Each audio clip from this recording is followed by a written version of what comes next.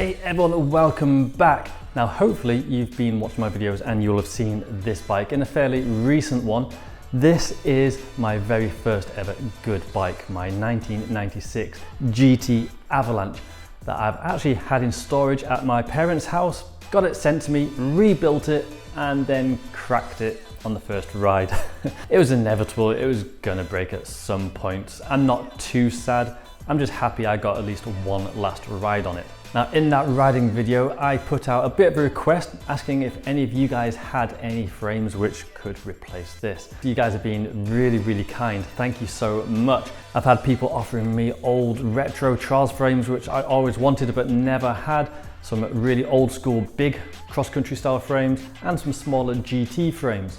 I've accepted actually quite a few offers, so I've potentially got some future builds planned, but in the meantime I have just received my replacement frame. Now Chris Brown got in touch with me on Instagram and offered me his 16-inch GT frame.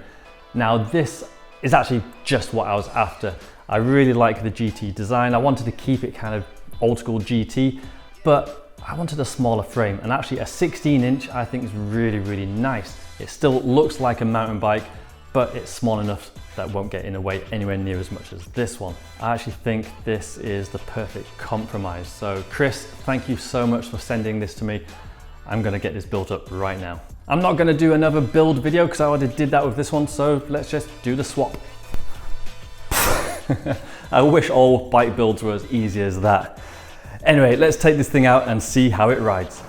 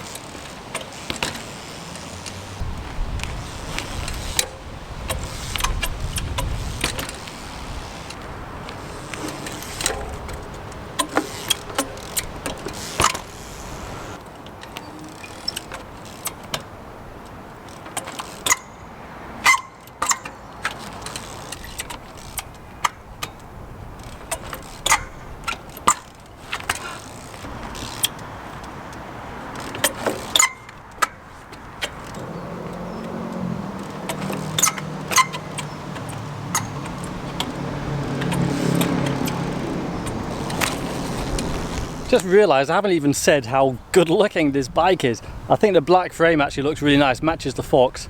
Probably should get a black stem at some point, but yeah, it's a mean looking bike. I'm actually really stoked on this. I was tempted to strip it silver, but no, I think black is really cool. There were a couple of things different other than the obvious frame size difference. I actually noticed the bottom bracket is slightly higher on this one and the chainstay is slightly shorter. I actually managed to take a link out of the chain and the chain is actually a lot tighter now, which is awesome. So in theory this should be better for riding trials, not only because the frame's smaller but because it is slightly higher and slightly shorter at the back. So yeah, pretty much the perfect old school frame.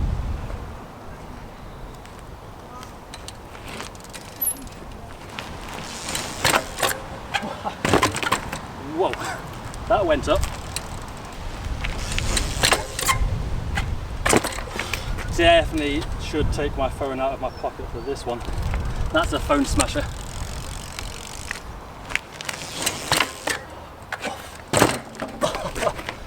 Oh, my ankles.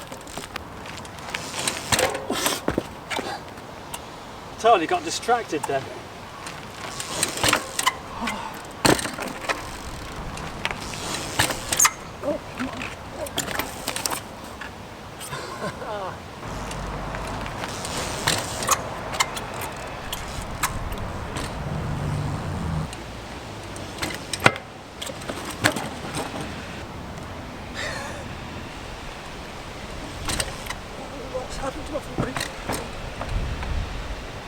That sucks. Well, doing bunny taps up that log puts a lot of strain on brake levers, and unfortunately I did actually end up snapping my Magura lever. It was a lot of force going through it though in the wrong direction. So I've just ridden home and replaced it with a Danny McCaskill lever, which is a lot stronger than this style. So hopefully that doesn't happen again.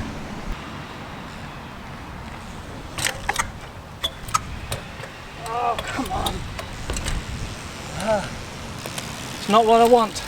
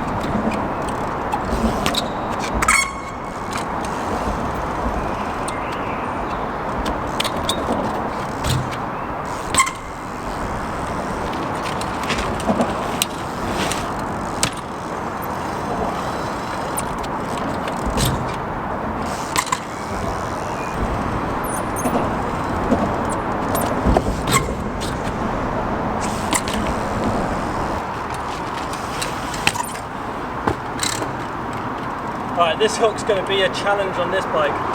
Lower bottom brackets, bigger bash guards do not make for good hooks. But I don't think it's going to be a million miles off. Let's give it a try.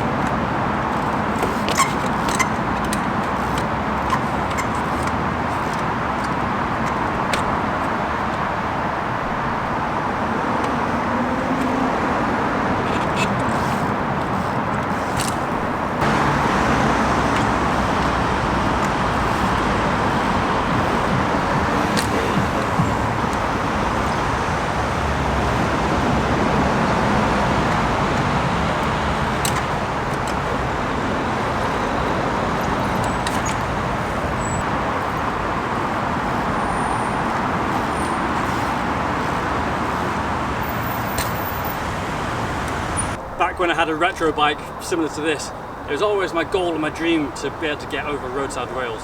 I could always see some of the better riders could do it, and it was just always out of my reach. So today, on my retro bike, I'm going to see if I can finally get over the classic roadside rail.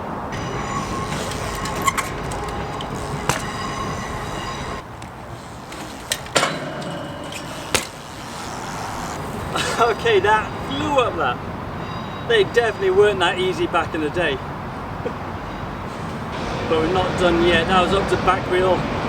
Let's try the front wheel. Oh boy. Do I want to do this?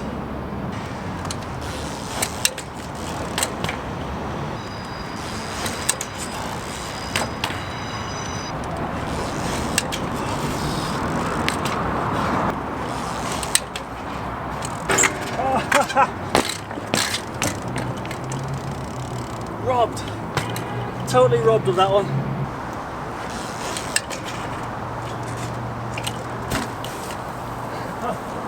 I had two options then. Either hold on and try and get it steep enough so I clear the whole thing, or just accept my fate that my bike wheel is not going to clear and I'm going to eat crap down there. Fortunately, it did go steep enough, but that was sketchy.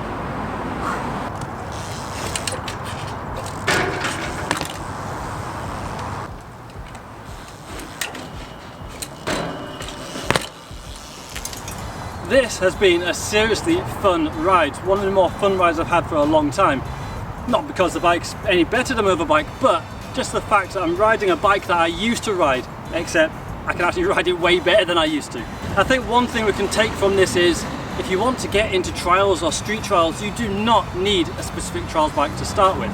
In fact, if you have a mountain bike already, there's not that much you need to do to it to be doing stuff like this. Obviously a smaller frame helps, having strong brakes helps, and having a bash guard is a good insurance policy.